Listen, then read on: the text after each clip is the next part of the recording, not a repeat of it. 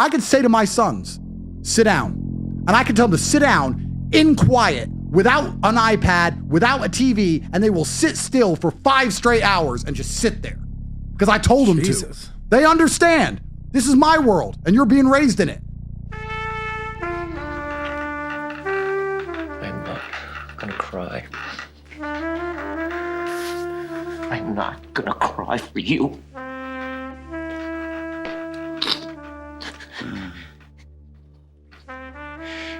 Sucker, I know you can hear me. A display of emotion is sometimes very helpful. I hope so, sir. Sure, it gets it off your chest. And the book says we may be through with the past, but the past is not through with us. Masculinity has always been a performance. It has rules, costumes, and scripts. And for centuries, those rules have been simple. Be strong, be in control, and never let them see you sweat. But in recent years, the cracks have been showing. Oh my fucking God. We live in an age where masculinity is being performed louder than ever, but it's also being questioned more than ever. Boys are struggling in education. They're more likely to take their own lives. Figures like Andrew Tate have built entire brands around a hyper-aggressive, power-obsessed vision of manhood. And men are listening. Because in a world where masculinity is constantly questioned, figures like Tate offer a clear and simple blueprint. Be ruthless, be rich, be feared. Never be vulnerable, never compromise, because if you do, you are prey. In this big game that we play, life, it's not what you hope for, it's not what you deserve, it's what you take. I'm Frank T.J. Mackey, a master of the muffin, and author of the Seduce and Destroy system, now available to you on audio and video cassette. But this isn't manliness, this is theater. And the film director, Paul Thomas Anderson, has spent his entire career deconstructing this performance. Oh, fuck! So I was completely immersed in watching porno. I'd be the first to say, yeah, that guy is sexy looking, or I want to see him fuck. His career began with a film about a man whose entire identity was built around the size of his dick. And over time, his films have kept coming back to the same idea. Masculinity is a character that men are playing. It's a role that men feel obligated to fill. And eventually their act collapses. And with it, their entire sense of self. If you already know the answers to your questions, then why ask? Pig f***!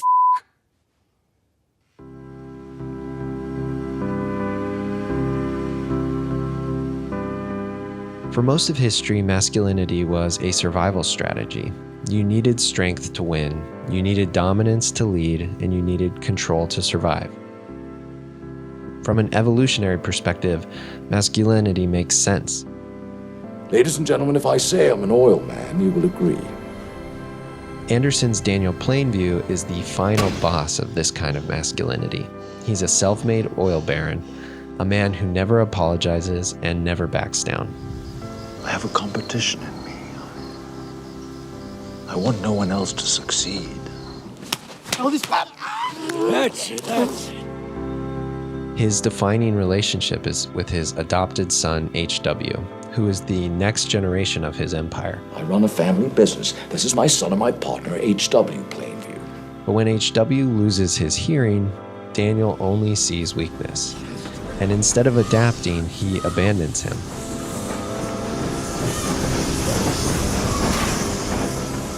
Orphan from a basket in the middle of the desert. My son Xavier is dead. Killed by the wolf-blind virus. Basket. Daniel wins the game, he dominates, and he builds a fortune so vast that no one can ever challenge him. But at the end, he's alone. He has conquered everything, and it has left him with nothing.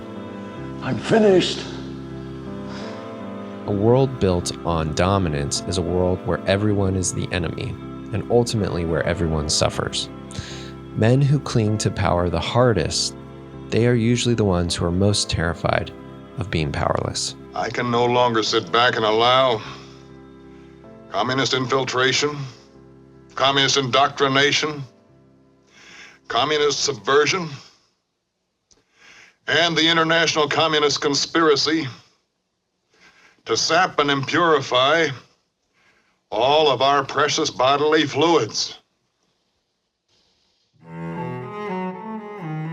Some men just don't fit in, especially in the traditional model of masculinity. But rather than rejecting it, they rage against it. Or they contort themselves to find a role within the system. Is your life a struggle? No. Do you like to be told what to do? No. Is your behavior erratic? No. Freddie Quell isn't dominant. He isn't admired. He is pure instinct, raw and unchecked. Good night to you. Freddie is the spiritual ancestor to the modern disaffected man, the incel, the troll, the lost soul that turns to extreme ideology or violence. Well, just want to go out and pure evil? No, like really do something. They think that we'll just sit there and take it like good little boys, that we will werewolf and go wild.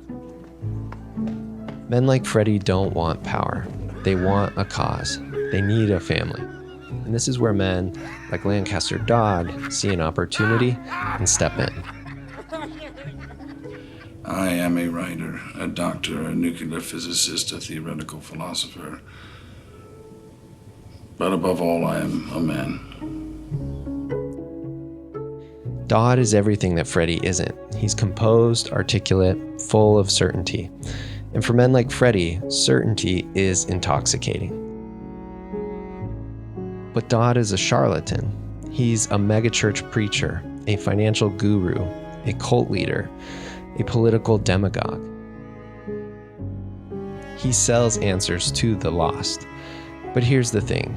Dodd himself is also a prisoner of his own making. He's just as addicted to his own performance, his own charisma, as Freddie is to his wandering. Can you imagine? Allows for a more creative pathway to the mind. More open. But if the new What do you want? Helen. When Freddie finally realizes that Dodd is full of shit, when he sees the cracks in the mask, he leaves.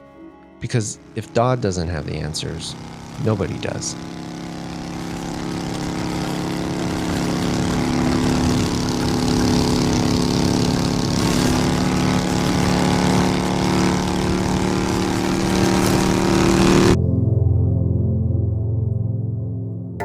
Now, this might sound familiar, but Frank T.J. Mackey from Magnolia is a man who has turned masculinity into a business. Respect the and tame the And I have nothing against women as a whole. In fact, I have a bunch of women. So I like women. Like Tate, he sells dominance as a brand, a guide for men who feel powerless. But when Frank is forced to sit at his dying father's bedside, a father who has abandoned him, he's just a broken little boy begging for love.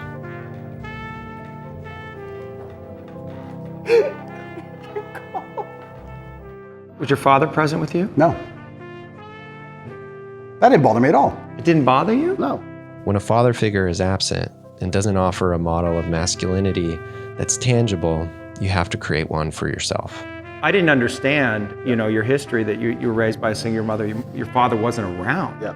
So you see him once a year? About that, yeah. But I always understood he's very busy and has a lot to do. So I never... Can you see how the boy might interpret that as my father doesn't care about me? No. I never for a second felt like he didn't care about me, ever. But is it possible that unconsciously you might have a different belief? Son. And that on some level, some of what you're doing in the world is motivated by that? Like wanting to win the love of your father? I think that is semi-true. Oh, the frolics falling from the sky. Knowing what those feelings are and how they impact you, I think would be important information for you. But I was never sad. I can't say I had a hard childhood. I can't say I was sad. Daddy, he hit me, so that's who I am. That's why I do what I do. Bullshit. I'm not built to live a normal existence. I can't do it. I couldn't just have a kid with some girl and sit at home and work a little bit and relax. I've never relaxed my entire life. I don't know what relaxing is. It's just not me.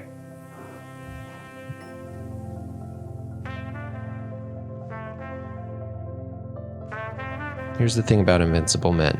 They don't exist.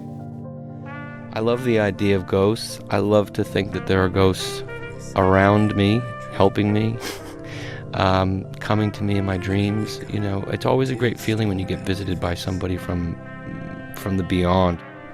Boy, it feels good. It really does feel good when that can happen. You feel so lucky that they came to say hi. I don't like myself sometimes. Barry Egan and Reynolds Woodcock represent something radical. They are men who, in sort of clumsy and strange ways, find peace within themselves, not in conquest, but in submission. I want to chew your face and I want to scoop out your eyes and I want to eat them and chew them and suckle them. Okay. In all of Anderson's films, Barry is probably the closest thing to a modern man. He's awkward, anxious, unsure of himself.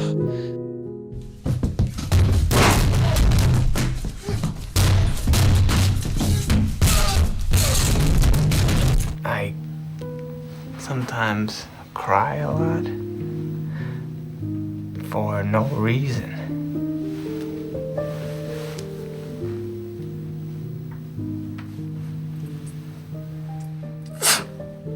But when he falls in love, he finds purpose. I have a love in my life. It makes me stronger than anything you can imagine. You go fuck yourself! Reynolds is controlling, precise, obsessed with structure, unrealistically demanding. Please don't move so much, Alma.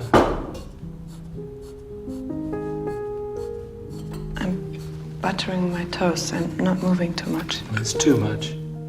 But when he is tricked and poisoned, he finds serenity. He finds balance. He discovers love.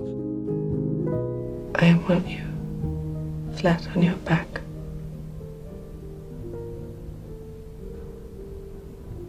Helpless. Tender. Open. Only me to help.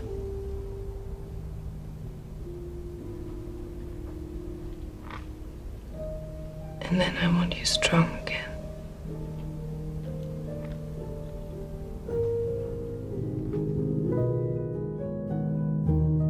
Barry and Reynolds both find strength in something that isn't dominance. They find a sense of harmony in something that exists outside of themselves. They find it in commitment, in vulnerability. And maybe this is the direction that masculinity needs to evolve. Not towards warriors, kings, or conquerors, but towards creators, nurturers, men who grow and tend to themselves rather than destroy and deny themselves. Men who find power in love rather than control, who find pleasure in submission as well as dominance. If we try to make men great again, I think we'll fall into the same traps of the 20th century, which sent us a pretty clear signal about the dead ends that exist with aggression. But if we're creative and willing to create something new, something based in sincerity, something we haven't seen before, rather than rehashing an old performance, maybe we'll finally break free of a mold that's, quite frankly, no longer useful. And also, a friendly reminder to watch the films of Paul Thomas Anderson. You directed Tom Cruise in Magnolia, one of your previous films. He is, of course, a very famous Scientologist. Have you shown him this film? Do you know the answer to this? You know I do. All right, then don't ask. Okay, fair enough. Alone